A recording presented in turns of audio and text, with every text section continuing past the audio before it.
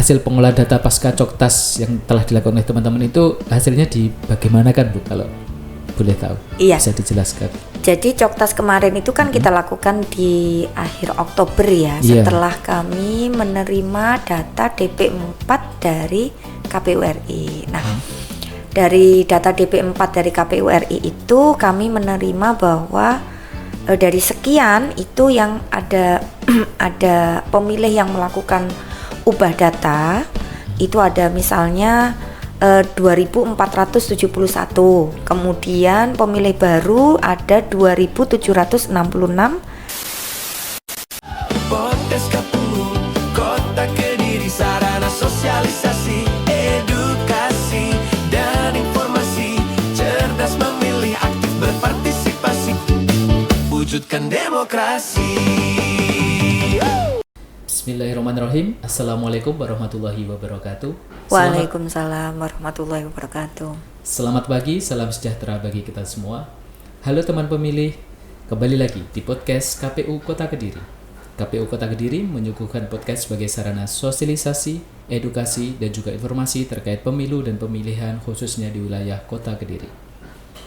Baik, di sini saya, Anwar, akan berperan sebagai host yang akan memandu jalannya podcast pada episode kali ini.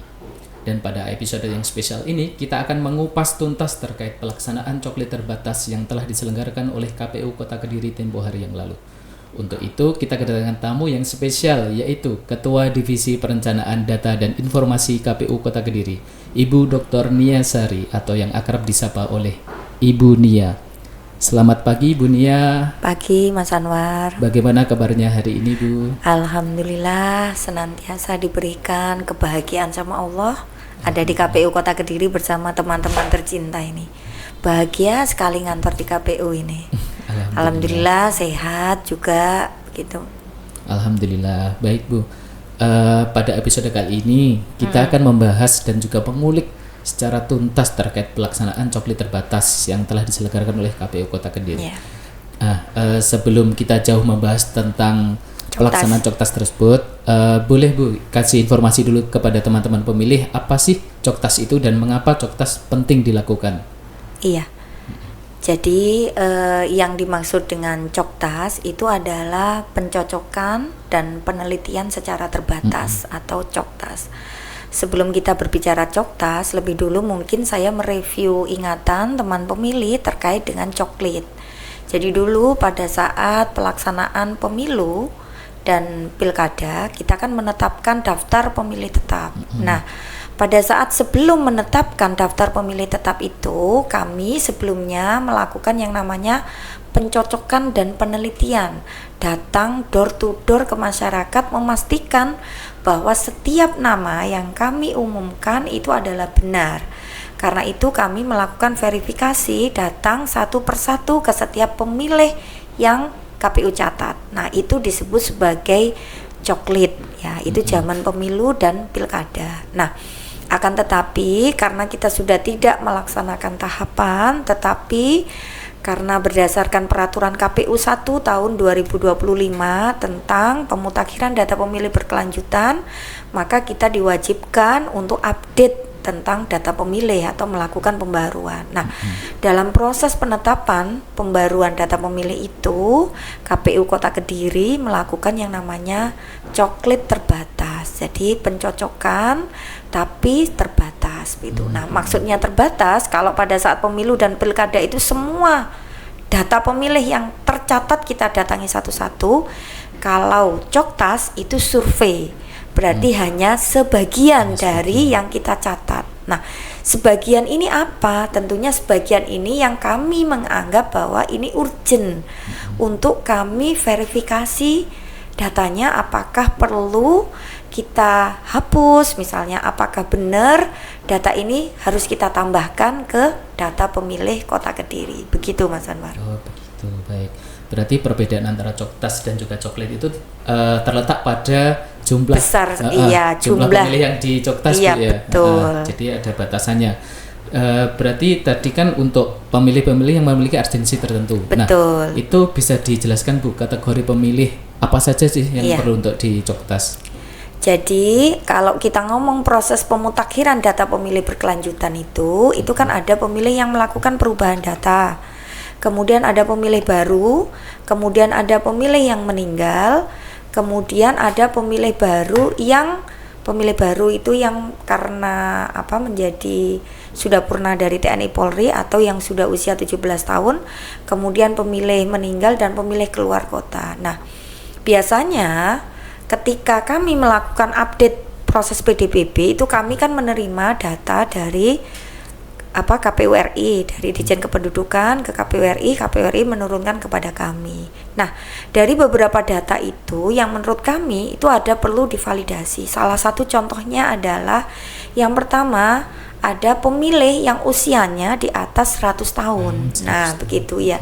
Jadi kemarin itu misalnya ada 16 nama yang berdasarkan sort usia itu di atas 100 tahun. Jadi kami mendatangi satu persatu memastikan apakah 16 pemilih yang tercatat itu masih ada ataukah sudah meninggal. Kalau memang masih ada berarti masih kita catat sebagai pemilih gitu Mas Anwar. Kemudian yang kedua, kalau misalnya sudah meninggal, maka kita pastikan ada bukti pendukungnya untuk kita unggah. Nanti kita unggah di sistem informasi data pemilih, kemudian kita statuskan tidak memenuhi syarat. Begitu. Itu salah satu contoh yang kita coktas karena memang kita tidak ada bukti apakah dia itu masih hidup ataukah sudah meninggal sehingga perlu kita datangi. Jadi urgensi pertama usianya di atas 100 tahun. Nah, kemudian yang kedua ada pemilih yang usianya kurang dari 17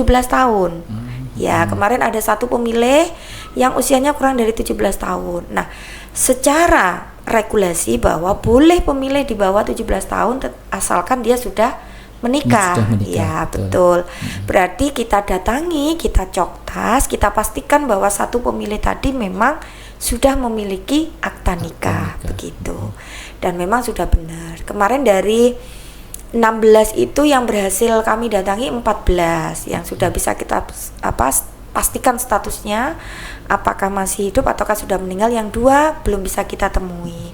Berarti kalau tidak bisa ditemui itu kita tangguhkan begitu Mas Anwar nanti sampai ada kebenaran lagi apakah dia masih hidup ataukah sudah meninggal. Kemudian yang kurang dari 17 tahun itu kemarin sudah kita temui dan memang benar bahwa yang bersangkutan pemilih itu sudah menikah begitu, sehingga memang bisa kita masukkan sebagai pemilih baru yang usianya kurang dari 17 tahun itu.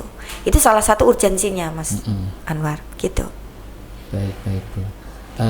Kemudian Bu, terkait tahapan serta tujuan pelaksanaan coktas sendiri itu seperti apa Bu? Tahapan-tahapannya mungkin bisa dijelaskan secara singkat kepada teman pemilih. Iya. Kalau kita ngomong tentang tujuan, bahwa proses pemutakhiran data pemilih berkelanjutan tujuan akhirnya adalah memastikan validasi dan akurasi dari data pemilih yang sudah kita umumkan itu benar-benar akurat begitu, sehingga setiap nama yang tercatat itu adalah benar begitu. Itu tujuan dilakukan coktas. Bagaimana tadi ya?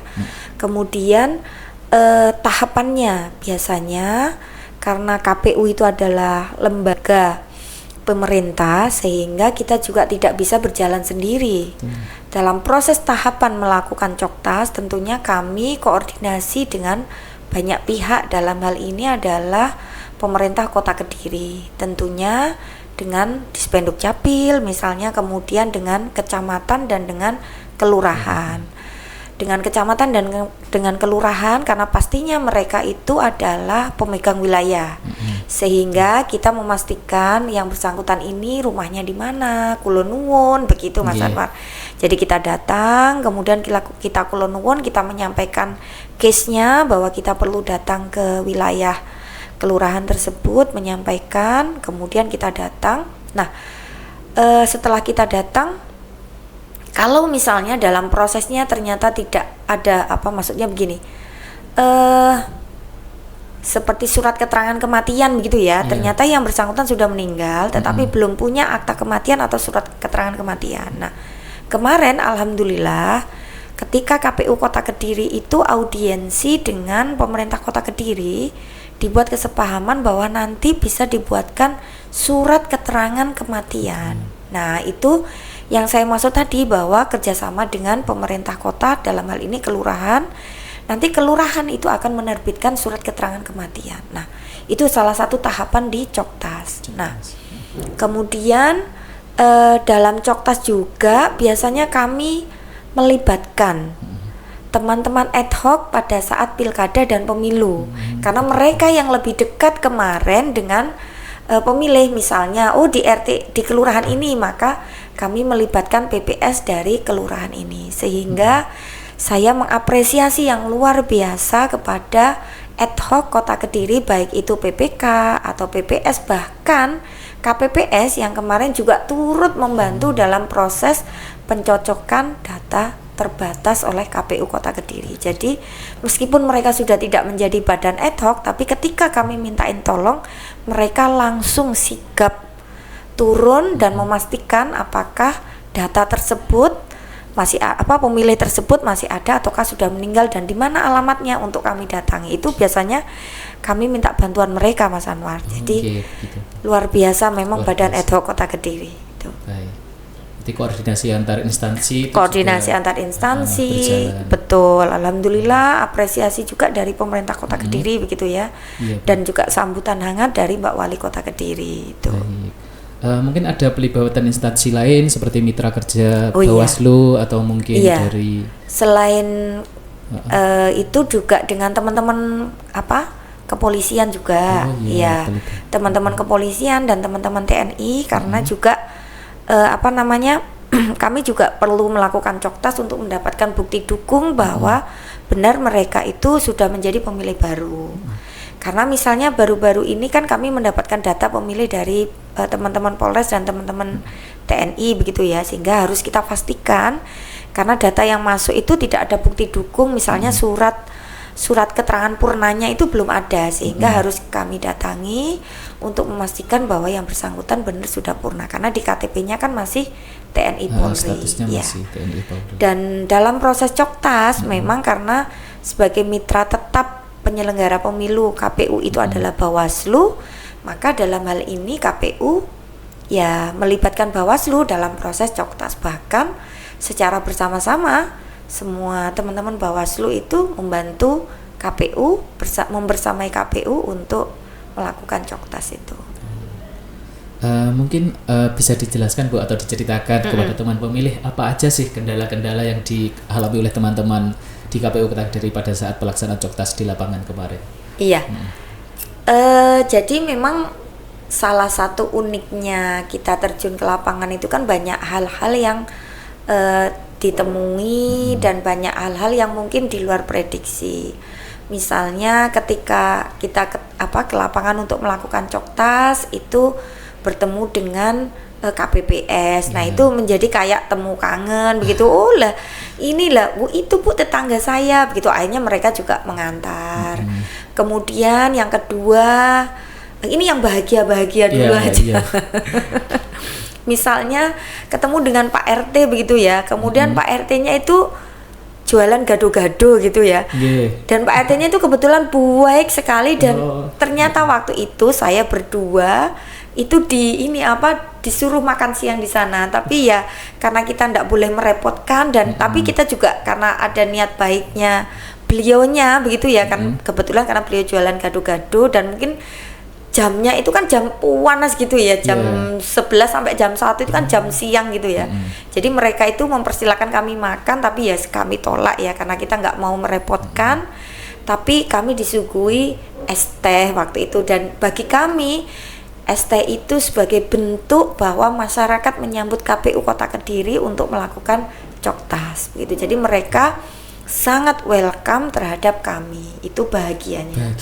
Kalau nggak bahagianya saya rasa ya nggak ada, karena memang kendala untuk mencari alamat terutama di kota itu kan memang masyarakat kota itu kan sangat dinamis begitu ya. Betul. Mutasi penduduknya itu luar biasa, jadi keluar masuknya itu tinggi, sehingga ketika kita mencari alamat kemudian kesulitan kayaknya dulu di sini kemudian pindah lagi begitu, itu biasa. itu bukan bagian dari duka. Menurut saya ya itu tantangan tersendiri aja kalau kita coktas di kota itu Mas Anwar. Baik, kemudian untuk hasil pengolahan data pasca coktas yang telah dilakukan oleh teman-teman itu hasilnya di bagaimana kan Bu, kalau boleh tahu? Iya. Bisa dijelaskan. Jadi coktas kemarin itu kan kita lakukan di akhir Oktober ya, setelah kami menerima data DP4 dari KPU RI. Nah, dari data DP4 dari KPU RI itu kami menerima bahwa dari sekian itu yang ada ada pemilih yang melakukan ubah data itu ada misalnya 2.471, kemudian pemilih baru ada 2.766, kemudian pindah keluar 647, kemudian pindah masuk itu ada 914. Itu untuk data turun terakhir. Nah, dari data turun itu kan ada sekitar 53 kemarin yang kita coktas di bulan Oktober itu kita masukkan ke data yang tadi itu. Apakah data yang tadi itu misalnya tadi kayak pemilih itu ada yang sudah meninggal, ada yang pemilih baru, ada yang pemilih masuk, begitu ya, keluar itu kita pastikan. Kemudian kami akan memvalidasi lagi, mengurangi, menambah begitu dari angka-angka tadi itu. Nah, dalam prosesnya nanti insya Allah di bulan November nanti kami akan melakukan verifikasi kembali dan akan melakukan coktas lagi jika dibutuhkan. Jadi apakah masih ada pemilih yang harus kita saring kembali untuk kita lakukan verifikasi kembali dengan cara turun ke lapangan, memastikan bahwa dokumennya ada begitu.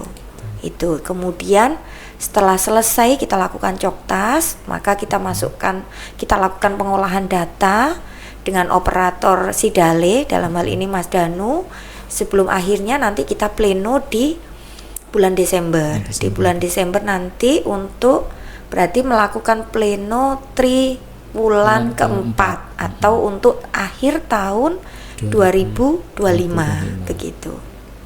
Baik, kemudian Bu, untuk dampak kegiatan ini terhadap peningkatan kualitas data pemilih di Kota Kediri sendiri seperti apa? Iya.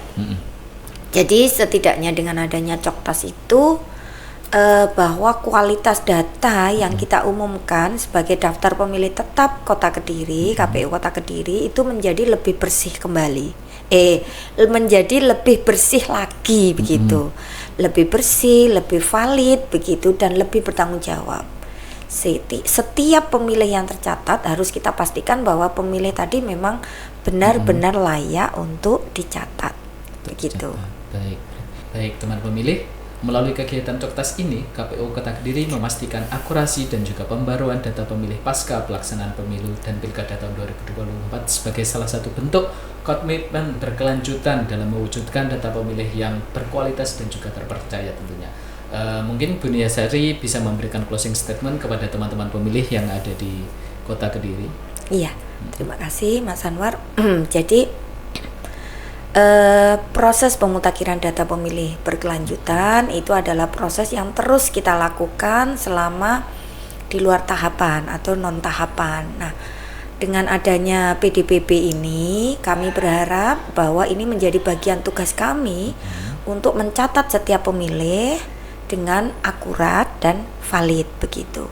Karena itu kami meminta kepada masyarakat pemilih jika memang masyarakat pemilih memiliki perubahan data pemilih ya, misalnya ada berubah alamat, ada berubah status, kemudian pindah KK ya, atau ada tetangga yang mungkin meninggal atau pindah masuk, pindah keluar, atau ada masyarakat yang sudah purna menjadi TNI Polri. Nah, mohon disampaikan kepada kami untuk bisa kami lakukan proses pembaruan. Nah, ini sangat membantu kami untuk kami melakukan proses PDPB tadi ya, untuk memastikan akurasi dan validasi dari data pemilih. Nah, yang kedua, kami menyampaikan terima kasih yang sebesar-besarnya kepada masyarakat Kota Kediri pada coktas kami yang pertama, seingat saya di bulan September ya, kemudian Oktober, dan insya Allah nanti di bulan November kami akan melakukan coktas lagi. Dan